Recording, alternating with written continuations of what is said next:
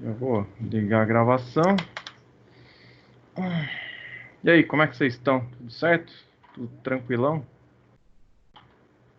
Quinta-feira é dia de mandar ver na anatomia e fisiologia. Vamos lá. Compartilhando a minha tela. A gente estava vendo o sistema endócrino. A gente já viu uma apresentação do sistema endócrino na aula passada. Eu vou até chegar na onde a gente parou. A gente parou no GH, né? Hormônio do crescimento. Falamos sobre ele. Vou aumentar aqui. A gente falou do hormônio do crescimento e agora a gente vai destrinchar os outros hormônios e vai fixar na tireoide, tá? Então a gente falou que o hormônio do GH, ele é produzido pela adenohipófise, ele cai na corrente sanguínea e vai estimulando o crescimento. A falta dele causa nanismo ou excesso gigantismo, tá? E quando acontece o excesso no adulto, a acromegalia. Começa a crescer alguns órgãos aí de forma irregular, alguns membros aí de forma irregular. Beleza? Então, a gente terminou a nossa aula vendo isso aqui. Eu bolei um link agora há pouco, eu preciso depois mandar. E aí acho que eu vou botar no Ava o link, é melhor. Vou pôr no Ava, junto com essa aula aqui. Assim que ela sair o stream dela, a gravação, eu coloco no link lá, aula. Aí você vai clicar lá, vai estar o link dessa aula aqui, vídeo gravada, e mais a atividade num outro link na mesma aba de clique ali. Aí não vai ter erro. Vai ficar tranquilo para você achar. E todo mundo responde o formulário e depois manda. Tá? Aí o formulário vai ficar de atividade. E aí eu aviso o pessoal que não pode estar vendo aí para responder o formulário para mandar para mim.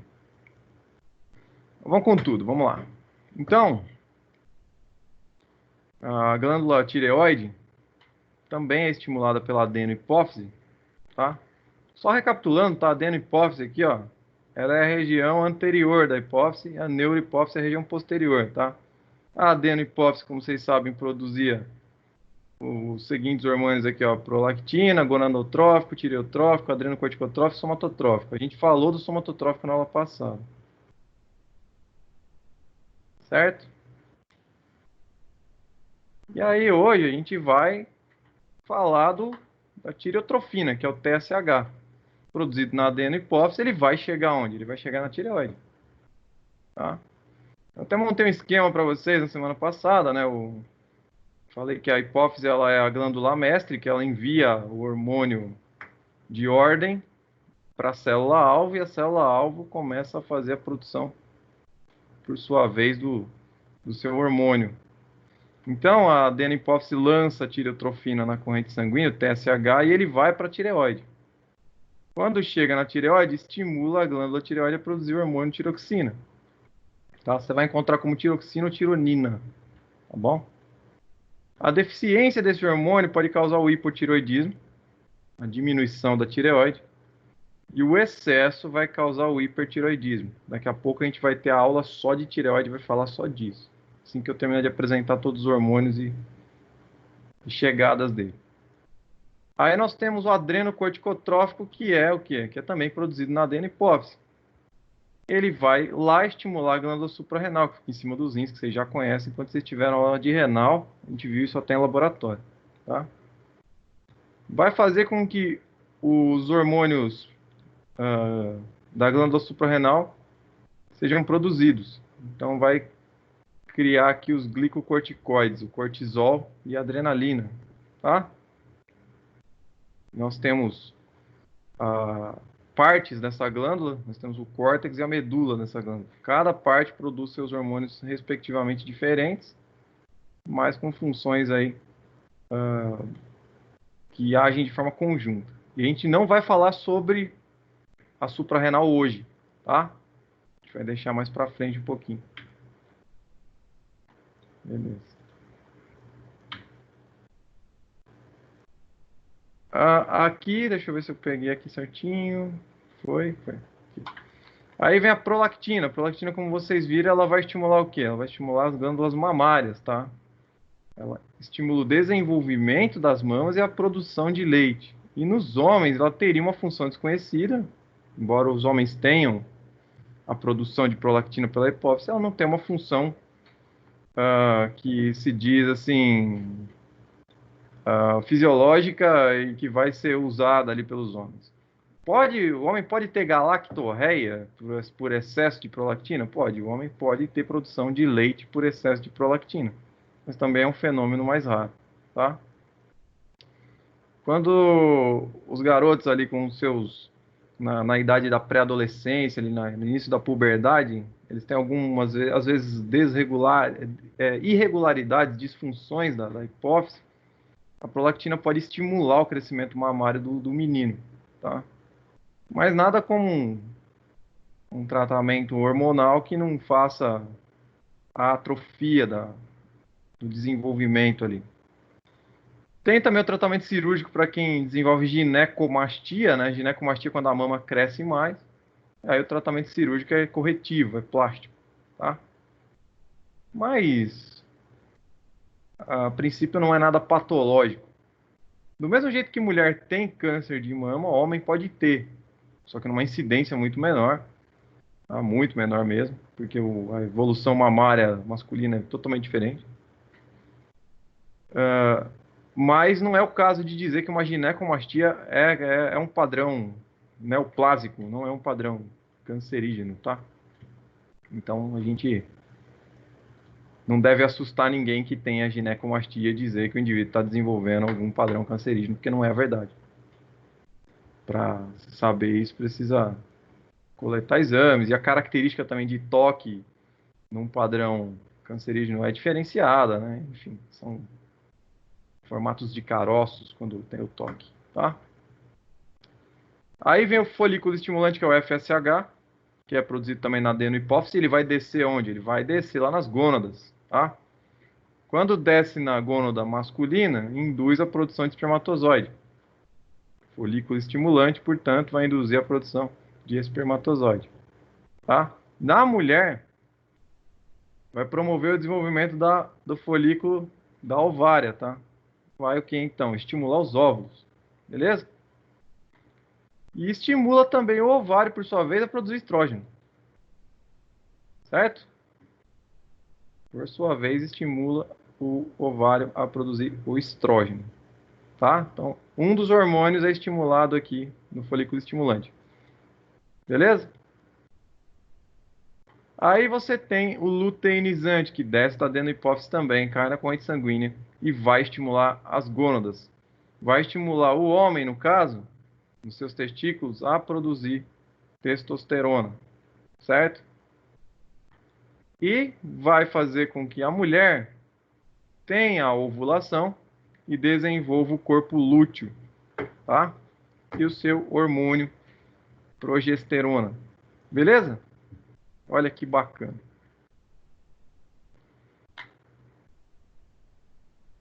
Enfim, aí a gente entra na neurohipófise. Todo o padrão da adenohipófise a gente falou na semana passada, se concentrou nele. Falou sobre o GH, tá? De uma forma um pouco mais abrangente. Na aula passada também a gente falou sobre fígado e rins. Aliás, fígado e pâncreas. Fez todo o ciclo pâncreas e fígado também uma aula antes, tá? Então são coisas que a gente não pode esquecer, tem que ir retomando, tem que ir estudando. Hoje completamos o ciclo da adenohipófise aí nessa explicação rápida, que a gente vai focar em tireoide. E aí tem que ver a parte posterior, que é a neurohipófise. Beleza? Então, lá em cima, voltando figura, ó, parte anterior, adenohipófise. Imagina que está olhando para aquele lado lá, né? Aí na tela de vocês aí.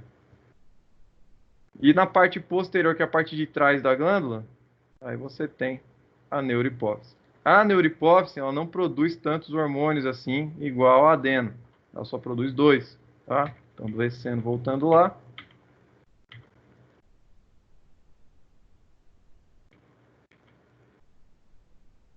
Peraí. Demais.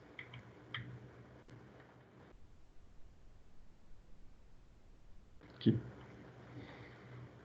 Então, a neurohipófise, ela vai armazenar e liberar dois hormônios produzidos pelo hipotálamo, tá?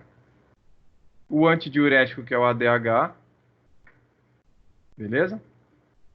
Antidiurético. E a vasopressina. Aliás, ou vasopressina, ele também é conhecido assim, certo? Antidiurético ou vasopressina. Se é vasopressina, o que que ele faz? Ele é um vasoconstritor, tá? É liberado quando o volume de sangue cai abaixo de certo nível. Então, vamos supor que você tem uma hemorragia. Ou, de alguma forma, você tenha anemias, ou, de alguma forma, você esteja com algum problema de distúrbio de reposição de células sanguíneas. A medula óssea está com algum problema, ou algo assim, tá? O que que vai acontecer? O seu ADH vai tentar funcionar como um retentor de líquidos, beleza? Então ele vai estimular a reabsorção de água nos rins, tá? Isso significa que ele vai atuar diretamente na osmolaridade renal, lá nos glomérulos. E vocês lembram onde eram os glomérulos na aula de renal. Ele vai fazer com que os glomérulos aumentem sua osmose, tá? Então ele aumenta o processo de osmose, faz passar mais líquido e absorve, beleza? E comprime depois os vasos, tá? Comprime os vasos e aí diminui o volume de urina excretado. Entendido? Ele aumenta o espaço de absorção, comprime os vasos e diminui a excreção de urina. Portanto, ele é um hormônio antidiurético, como o próprio nome diz. Ele retém a água no organismo. Sempre que eu retenho água no organismo, eu terei o quê? Pressão alta, tá? Quando você tem um caso de perda de líquido excessivo, perda sanguínea, tá?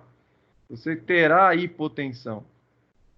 O mecanismo de autodefesa é liberar ADH para que você tenha uma retenção de defesa, certo? A deficiência do ADH provoca uma perda de água excessiva e muita sede. E provoca isso aqui, ó, diabetes insípidos. Tá? Aumentando os níveis de glicose no organismo e provocando muita sede no indivíduo, porque o indivíduo começa a urinar demais.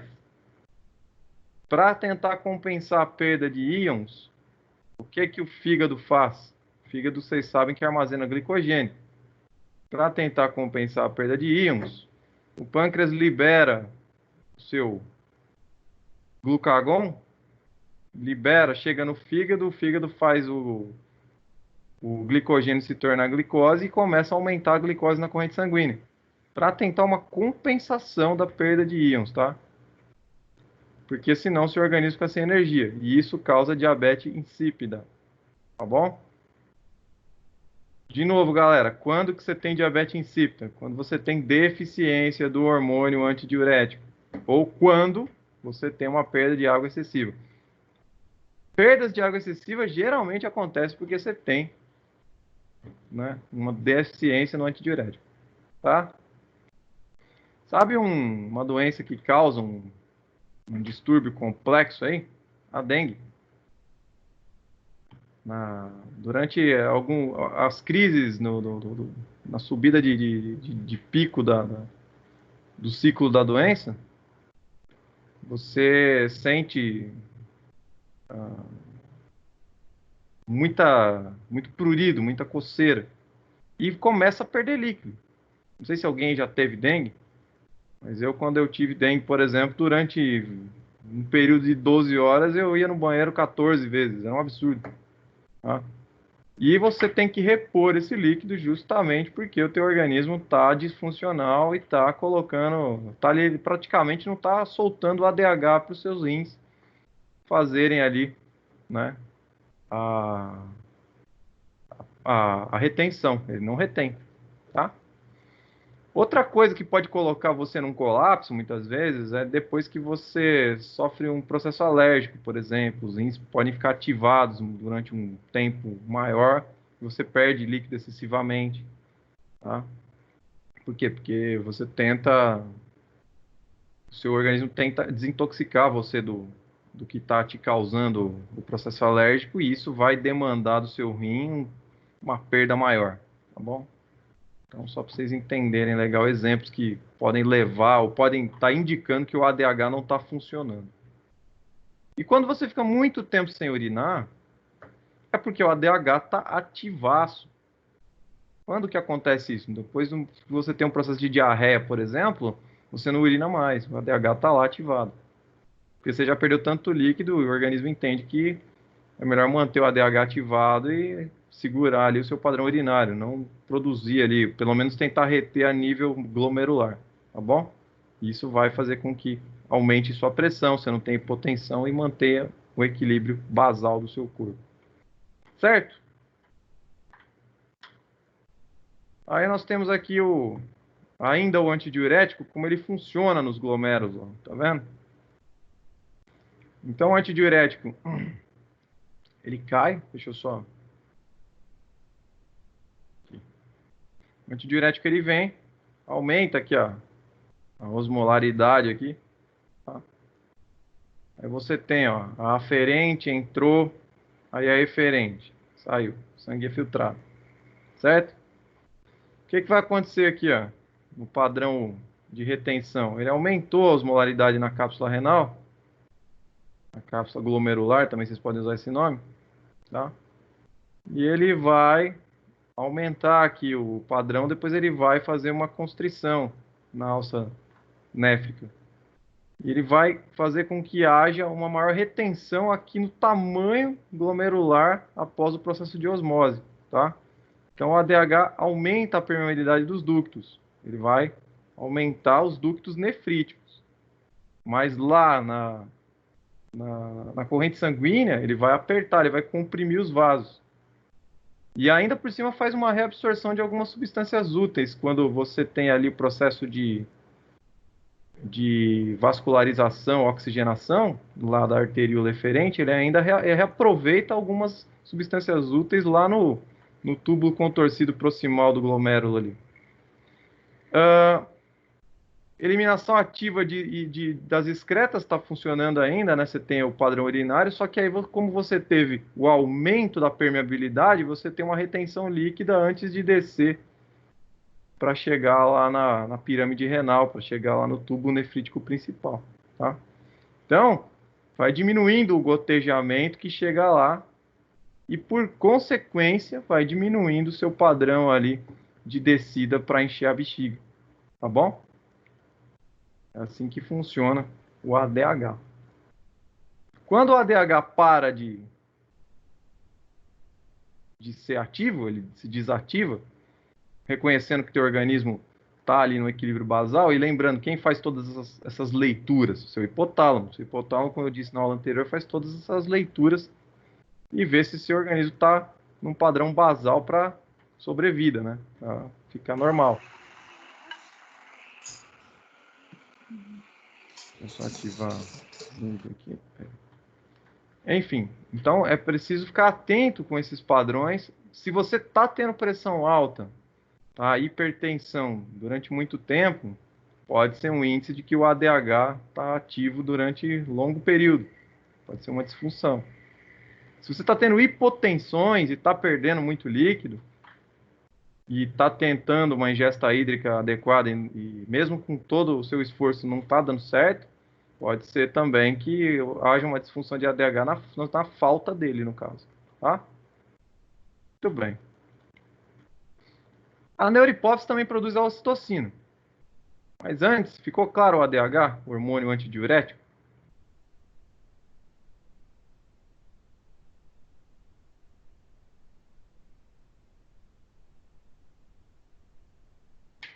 Alguém tem alguma pergunta? Depois eu vou ter que assistir tudo de novo, né? Tá gravado. Mas até então. Tá gravado, depois a gente joga lá e revê. Bom, a neurohipófise, então, como eu disse, ela produz o ADH e a ocitocina. São dois hormônios que ela faz produção, tá? Muito bem. Então, ele vai promover contração do útero durante o parto. Essa é uma função da ocitocina. Outra função da ocitocina, ó, contração da musculatura lisa das glândulas mamárias, causando a ejeção de leite. Então, ele faz a contração para ter uma ordenha mais adequada. E também faz estímulo para a liberação da ocitocina quando o bebê suga, tá? A ocitocina, ela também serve muitas vezes aí como vasodilatador, tá? E ela é mais liberada em momentos de relaxamento, descanso, enfim. Mas lá no parto, ela serve para aumento de contração uterina, tá? Ela manda mais fluxo sanguíneo. Isso é interessante. Beleza? Qual que é a função dela no homem? Cai numa função mais de relaxamento e não tem uma seção definida para isso, no caso do homem. O homem ele não tem um uso fruto da prolactina e da ocitocina igual ao organismo feminino, tá bom? Muito bem. Se ficou claro, ninguém tem dúvida, aí eu vou passar para a tireoide, tá? Mas antes, por favor, se tem dúvida, fala.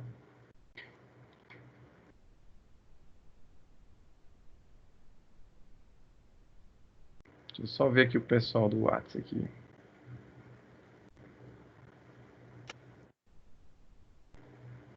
O pessoal tá me perguntando alguma coisa.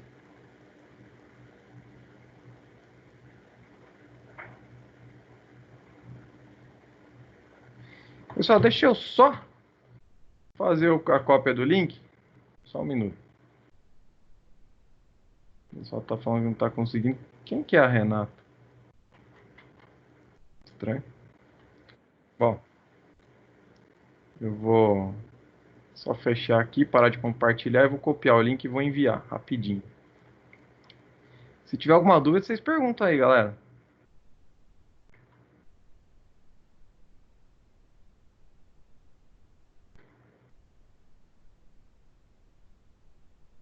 Por favor, perguntem.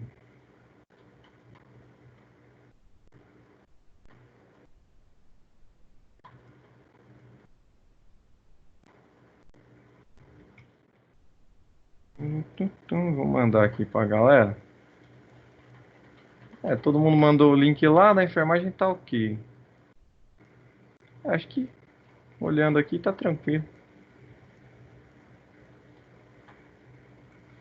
Bom, voltando.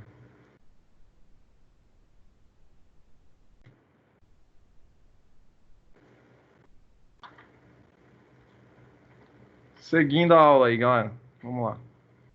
Se o pessoal às vezes não consegue, aí a única coisa que eu consigo fazer é enviar o link, gente. Não tem outro recurso. Bom, porque às vezes é problema de conexão também, né? Vocês viram, às vezes o Teams ele trava, né? Mas não é para acontecer, acontece raramente.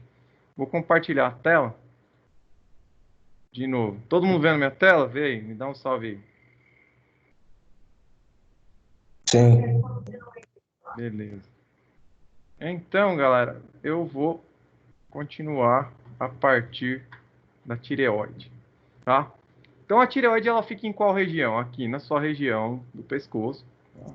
Glândula tireoide, beleza? Você tem aqui a sua cartilagem cricoide, a traqueia e a tireoide reveste aqui em torno dessa posição aqui, tá? Muito bem. Então, logo abaixo das cartilagens da glote. Chama isso de cartilagem cricoide, tá bom? E ela produz três hormônios: triiodotironina, que é o T3, e tetraiodotironina, também conhecida como tiroxina, tá? Mas pode ser dito também como tetraiodotironina. Notem a palavra iodo, tá? Para que haja essa composição química, é importante que você tenha consumo de iodo, beleza? Da onde você tira iodo? Você tira iodo de alguns elementos que você come com coisas que vêm da terra, tá? E principalmente do sal de cozinha, você tira iodo, do cloreto de sódio, tá bom? Existem lugares que não tem iodo na Terra, tem uma quantidade menor, e durante muitos anos as pessoas que nasciam nesses lugares tinham um metabolismo diferente, elas tinham bócio e eram nanicas, tá? Pequenas. E depois foram fazer estudos nesses lugares e descobriram que era falta de iodo na Terra, tá? Era lugar que não recebeu iodo suficiente e os alimentos dessas pessoas não tinham iodo, ok? Se você for pegar alguns frutos também, como banana, que é mais rico em potássio e tal, você tem também um padrão pequeno ali de iodo nesses alimentos. Mas é importantíssimo ter manutenção de iodo para que você tenha, né, a produção pela tireoide, da triodotironina e da tetraiodotironina, tá? Bom, o que isso faz? O que esses dois hormônios fazem? Vai estimular o metabolismo energético, ou seja, vai estimular a atividade celular, tá? Então, aumenta a taxa de respiração celular, aumenta a velocidade com que as células também se reproduzem, se repõem, se regeneram, aumenta também o ciclo com que elas também vão à apoptose, tá? Com que elas se encerram. Então, não é bom ter excesso também. Porque se você tem o excesso, você vai ter, olha aqui, ó, hipertireoidismo. Quem estimula a tireoide a produzir o T3 e o T4? O TSH. Então, o TSH desce. Deu chamada aqui na entrada. O TSH desce, vai até a tireoide. A tireoide, por sua vez, estimulada pelo TSH, vai produzir T3 e T4. Esses, por sua vez, vão aumentar o metabolismo celular e vão aumentar a respiração celular, fazendo com que haja o ciclo de, de gênese celular novamente aí para poder repor, regenerar, aumentar, tá bom? O que acontece no hipertiroidismo? Quando cai muito T4, aliás, quando cai muito TSH e T3 e T4 são produzidos em larga escala, de uma forma desenfreada. Você tem o excesso e isso vai causar hiperatividade, você vai ficar hiperativo, você vai ficar agitado, vai ter calor e sudorese intensa, e por estar tendo uma respiração celular mais rápida, você também vai colocar as células para chegar ao seu fim de ciclo mais rapidamente. E isso envolve muito as células musculares também. Então, um indivíduo que acaba tendo hipertiroidismo, ele acaba emagrecendo muito, tá? Muito.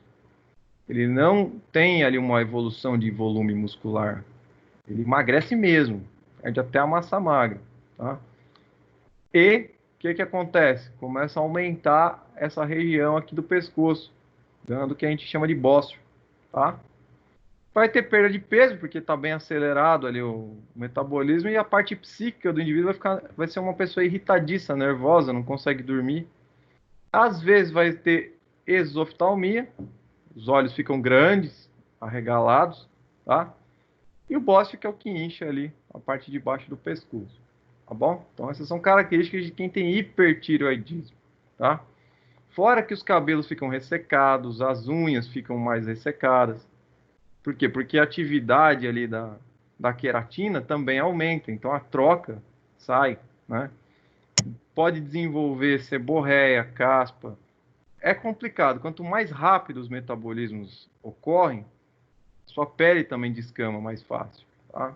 Então tem esse lado também que tem que ficar atento, né? A pele também do indivíduo. Acelerou o metabolismo e respiração celular, se não for controlado, você começa a ficar num padrão de agitação psíquica e mental também que fica difícil você se concentrar nas coisas, tá? Ficou claro o hipertiroidismo e os efeitos de T3 e T4? E aí eu não citei aqui, ó, calcitonina, mas olha o nome, tem a ver com cálcio, tá? Então vai ser um regulador de cálcio, só que ele vai trabalhar junto com a paratireoide. A tireoide é isso que vocês estão vendo. As pontas dela, aqui, as partes superiores e inferiores, são paratireoides. A gente vai ver isso quando for falar ali, para vocês entenderem. Aqui, ó, hipertiroidismo, como vocês estão vendo, ó, Tá vendo? Quando os olhos crescem, igual eu falei. E o bócio, ó. Estão vendo? Beleza. Então tá hipertrofiada, hipertrófica, grande, aumentada, tá? Onde pode estar o problema? O problema pode estar em TSH que está descendo demais. A hipófise está ali descontrolada e está mandando TSH para baixo. Quando isso ocorre, existem algumas doenças do hipertiroidismo e da desregulação, da irregularidade aí do TSH, que a gente chama de síndrome de Cushing. Tá? Então vale a pena vocês procurarem. A síndrome de Cushing causa, além dos olhos esbugalhados, causa retenção líquida. O indivíduo ele acaba ganhando peso líquido. E rache cutâneo, começa a descamar a pele, fazer rachaduras, tá? Outra coisa também, começa a sentir muito calor, muito cansaço, mas não dorme, fica às vezes mentalmente agitado. Então é complicado, são casos, tá? O que mais nós temos aqui? Ao contrário do hipertiroidismo, é o hipotiroidismo, quando o TSH não chega tanto, tá? E T3 e T4 não são produzidos, então eles ficam em déficit. Então, deficiência na produção de T3 e T4 pela tireoide, tá? O que causa? O que acontece se você tiver essa baixa de produção? Primeiro, a relação, né? TSH às vezes não está descendo o suficiente.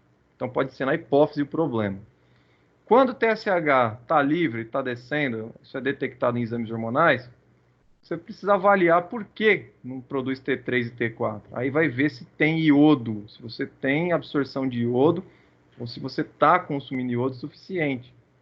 Vai ver, não está. Então pode ser uma possibilidade. Tá? Quando está tudo adequado, você não vai ter esse problema. Ok? Mas no hipotiroidismo, quando você tem o problema, o que acontece? Então pode ser causado devido à carência do iodo na alimentação, e a destruição também autoimune da tireoide. Ó. Isso aqui é um problema às vezes. Vamos supor que a tua tireoide desenvolveu algum processo inflamatório, ou de alguma forma o teu organismo entendeu que ela é um agente causador de doença, ou ali você acabou pegando algum tipo de micro-organismo naquela região. O teu organismo vai agir de forma reumática, ele vai atacar a sua tireoide, e isso vai descompensar o sistema, tá? Então, o que acontece no hipotiroidismo? Não importa a causa, mas se você tem hipotiroidismo, o que acontece? Primeira coisa, o metabolismo celular diminui. Então, se você diminui o metabolismo celular, significa que você não pode comer de tudo toda hora, porque senão vai acontecer o quê? Você vai engordar, vai ganhar peso, vai reter gordura, tá? Vai fazer com que haja conversões. Por quê? Porque o ritmo de conversão do teu fígado, o ritmo de conversão do teu pâncreas também vai diminuir. Você não vai ter mais aquela queima glicolítica que você tinha, você não vai mais ter aquela relação insulina tão ajustada que tem no padrão normal fisiológico junto com pâncreas e fígado, tá? Então muda tudo. Outra coisa, você entra em bradicardia. Tem desaceleração dos batimentos cardíacos. Seu coração ele começa a bater mais fraco. Por quê? Porque não tem aceleração metabólica. Então, o organismo entende, de alguma forma, que ele não precisa trabalhar num ritmo elevado. Tá? Vai ter também mixedema, ou seja, vai ter inchaços na pele e vai ter bócio. Possivelmente vai ter bócio. Muitas pessoas que tiveram hiper, tá? Muitas pessoas que tiveram hiper, por muito tempo, ficou crônico, acaba depois desenvolvendo hipo. Por quê? Porque de tão acelerado e fazendo hiperprodução toda hora, o organismo começa a cortar. O organismo vai se reorganizar, se rearranjar para desacelerar. E aí acaba desenvolvendo hipo. Tá? Hipotireoidismo na infância causa o que a gente chama de cretinismo. Então, antes de xingar alguém de cretino, tá? Você tem que saber o que é. O cretino é um quadro que se caracteriza pelo comprometimento do crescimento dos ossos dos dentes e também causa o quê? Retardamento mental. Tá? Então, no cretinismo você tem uma característica de crescimento irregular óssea, com déficit de aprendizagem ali, intelectual severo, muitas vezes. Tá? Muito bem. Ficou dúvida no que é hipertiroidismo, as funções de T3, T4, quem estimula, como é que distribui?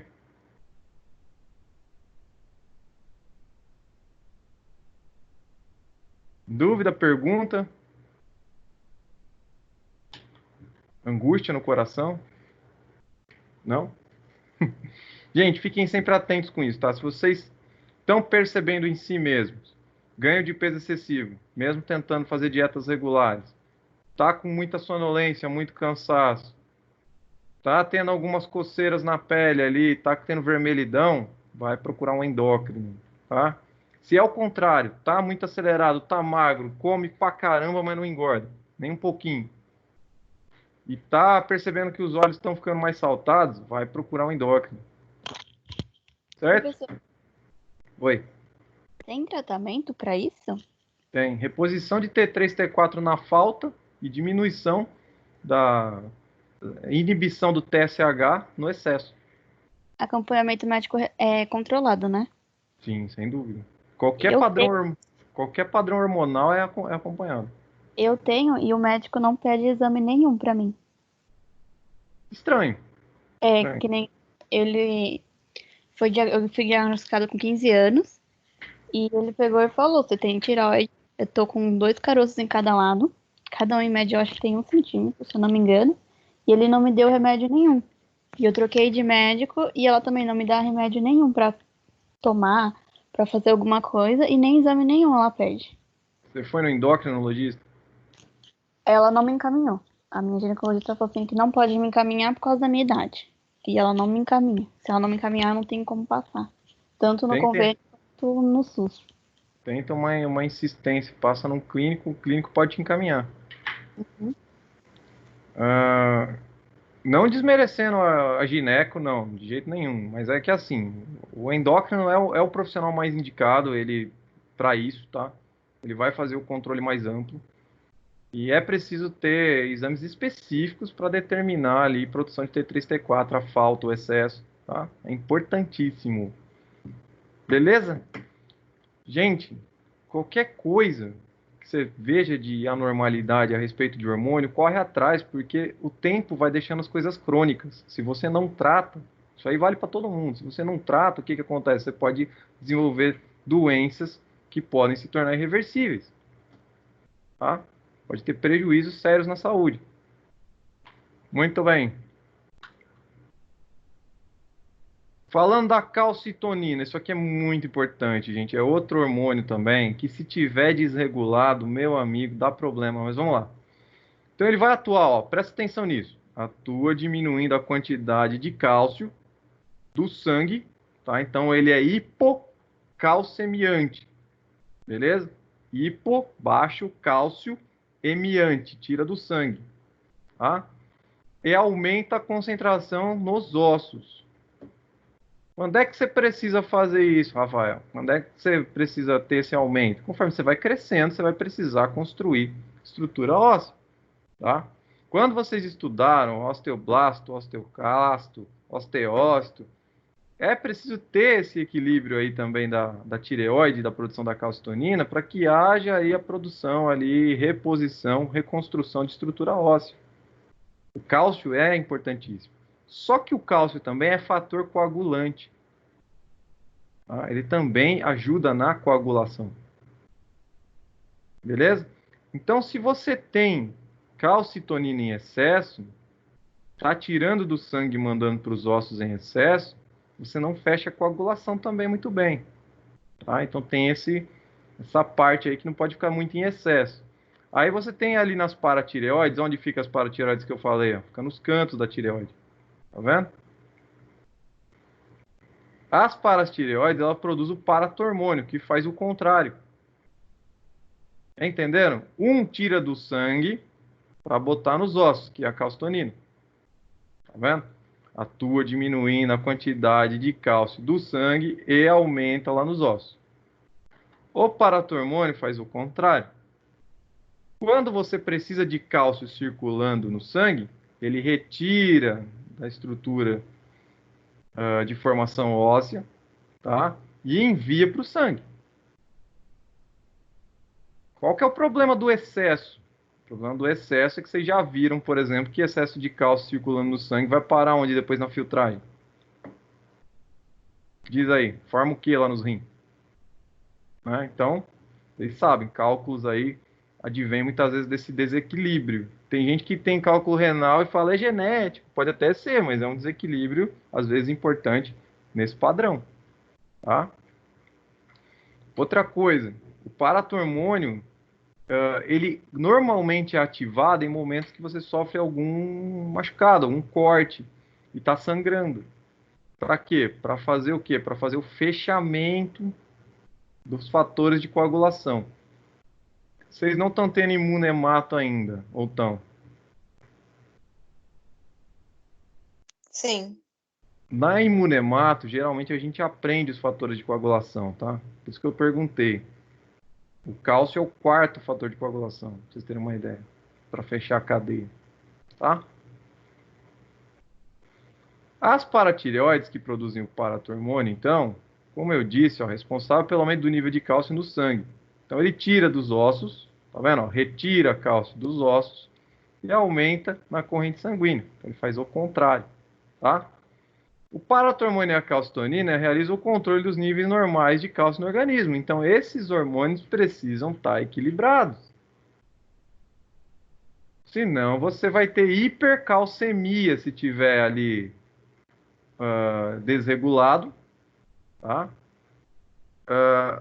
E se o outro tiver desregulado por sua vez, você vai ter hipocalcemia e quando você precisar num processo de coagulação, a coagulação não fecha. Sabe o que significa se a sua coagulação não fechar, né? Você sangra, sangra, sangra, sangra e não para. Todo mundo pensa, o pessoal antes de estudar, né? Porque agora vocês estão estudando. Antes de estudar, todo mundo pensa, tá relacionado só com plaqueta. Não, não é só com plaqueta, não. O sangue tem 13 fatores de coagulação básicos. Tá? Tem algumas doenças, inclusive, von Willebrand, o hemofilia, né? Fator antihemofílico baixo. Se você, essas pessoas que não têm esses fatores de coagulação, elas sofrem cortes e se não tiver correr às pressas para o hospital para fazer ali uma, uma intervenção, elas acabam indo a óbito, tá? Então vamos lá. Subiu o cálcio no sangue, ó. Essa é a relação. Subiu o cálcio no sangue. A calcitonina fica ativada e aí ela depõe o cálcio nos ossos. Tá? Então, esse fenômeno acontece quando o cálcio do sangue sobe. Aí a tireoide libera a calcitonina, que também precisa ser estimulado pelo TSH. Quem é que interpreta tudo isso? Quem é que é o laboratório ali, o termômetro de tudo isso, que consegue entender tudo isso? O hipotálamo. Tá? O hipotálamo faz as leituras. Aí vai ter a deposição de cálcio nos ossos, o cálcio que está no sangue desce. Quando desce demais, o paratormônio, através das paratireoides, precisa ser ativado. Assim que o paratormônio é ativado, sai o cálcio dos ossos e põe no sangue. Beleza? Então isso faz um ciclo. Tranquilo? Ficou claro? Muito bem. Na próxima aula a gente vai falar das suprarrenais, mas não agora.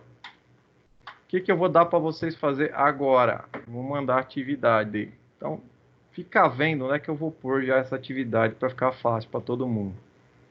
Vamos lá.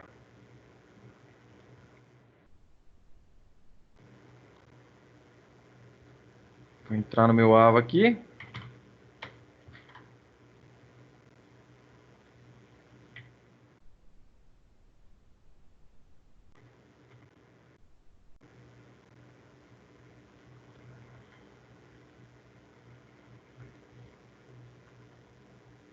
Eu vou até aproveitar e parar de gravar. E nesse tempo que eu estou postando atividade, eu gero o stream. Alguém tem alguma pergunta?